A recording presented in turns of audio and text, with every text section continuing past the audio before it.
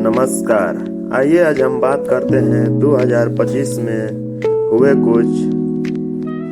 हुए हलचल। ट्रंप के टैरिफ से नेपाल के जेनजी तक ने 2025 में लाया भूचाल।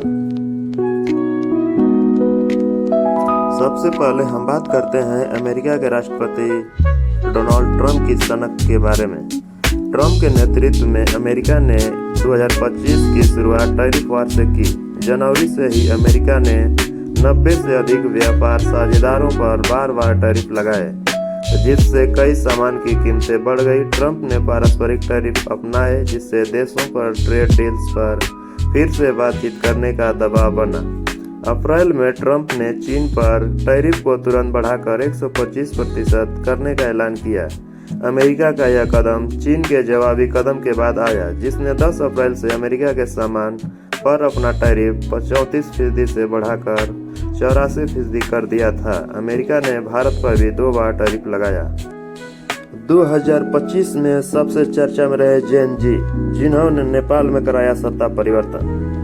इस साल नेपाल में जेन जी के विरोध प्रदर्शन से ओली सरकार को जाना पड़ा। दरअसल सरकार ने राष्ट्रीय सुरक्षा का हवाला देते हुए जब सोशल मीडिया प्लेटफॉर्म पर प्रतिबंध लगाया था, तो बेरोजगारी से क्षुब्ध युवा सड़कों पर उतर पड़े। नेपाल का घटनाक्रम वहां की भ्रष्ट राजनीति के लिए सबक है, जिन्होंने कराया सत्ता परिवर्तन। और दुनिया में 2025 में रहे चर्चा का विषय थाईलैंड कंबोडिया के बीच मंदिर को लेकर झड़प। दुनिया के कई मोर्चों पर जारी संघर्ष के बीच इस वर्ष हमारे 2 पड़ोसी देशों थाईलैंड और कंबोडिया के बीच लंबे समय से चला आ रहा विवाद हिंसात्मक हो उठा। यह विवाद इतना बढ़ गया कि दोनों देशों की ओर से गोलीबारी होने लगी। एक प्राचीन शिव मंदिर को लेकर दोनों देश आपस में भिड़ गए। दरअसल प्रिय विहार शिव मंदिर पर दोनों ही देश दावा ठोकते आए हैं। हालांकि साल के मध्य में छिड़े इस विवाद में थोड़े समय के लिए शांति जरूर आई, पर साल के आखिर में दोनों देशों की सीमा पर एक बार फिर तब तनाव भड़क उठा, जब थाईलैंड ने विवादित क्षेत्र में स्थित भगवान विष्णु की एक मूर्ति तोड़ दी। इस मूर्ति के गिराए जाने को लेकर भारत और कंबोडिया दोनों ने तीखी प्रतिक्रिया व्यक्त की है। अमेजन के मुहाने पर आयोजित COP30 में मिली जलवायु लक्ष्यों पर निराशा। अमेजन के मुहाने पर आयोजित COP30 से जलवायु परिवर्तन के खिलाफ बड़ी कार्रवाई की उम्मीद थी, लेकिन यह पेट्रोस्टेट्स तेल निर्यातक देशों के कड़े विरोध के कारण विफल रहा। जीवाश्म ईंधन को चरणबद्ध तरीके से समाप्त करने की समय सीमा तय नहीं की जा सकी।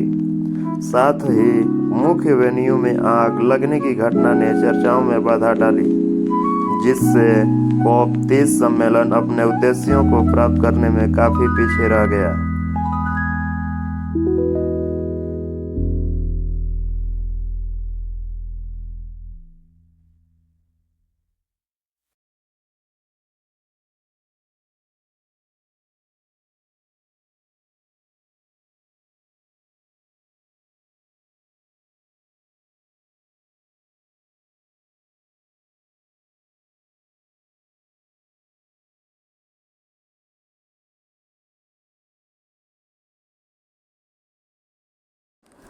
लगभग 3 वर्ष से यूक्रेन और रूस के बीच जारी हमले रुकने का नाम नहीं ले रहे।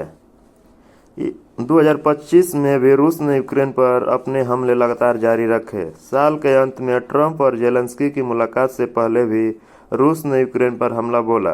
तमाम मुलाकातों और वार्ताओं के बावजूद इस युद्ध के खत्म होने की उम्मीद नहीं दिख रही, जिस पर दुनिया भर की नज़रें टिकी हैं।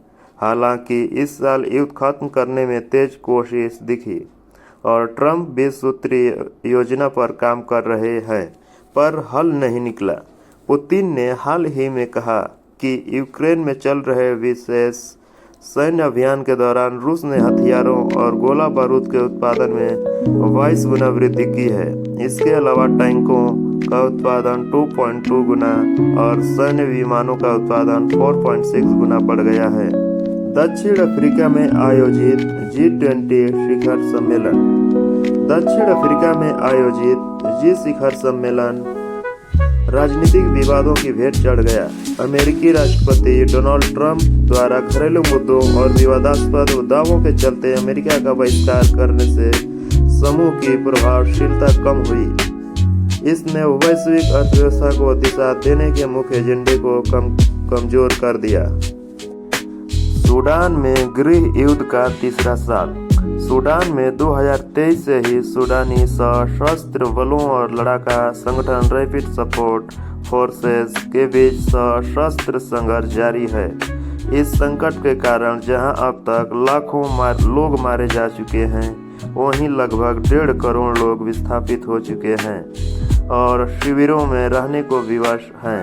अकाल भूख इनकी नियति बन चुकी है, जिससे वहां के लोग काफी भूखमरी का सामना कर रहे हैं और तकलीफों में अपनी जिंदगी बिता रहे हैं।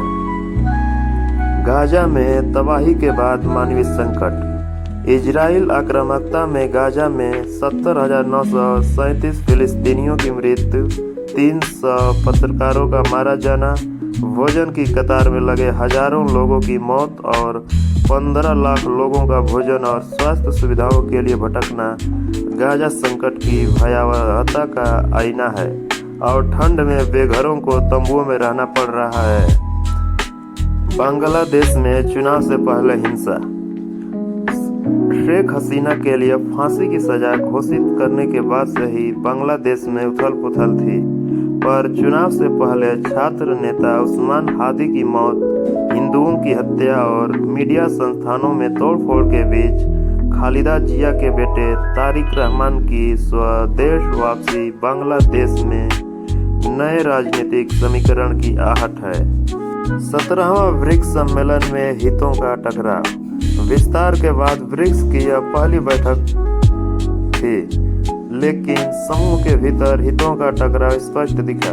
चीन की सुस्त अर्थव्यवस्था और रूस पर प्रतिबंधों ने साझा मुद्रा के विचार को ठंडे बस्ते में डाल दिया।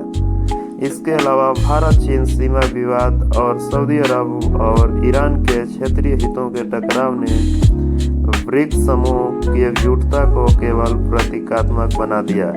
नमस्कार, ऐसे ही खबरों को देखने के लिए देखते रहिए हमारे चैनल को। नमस्कार, धन्यवाद। सभी को नए साल की हार्दिक शुभकामनाएं।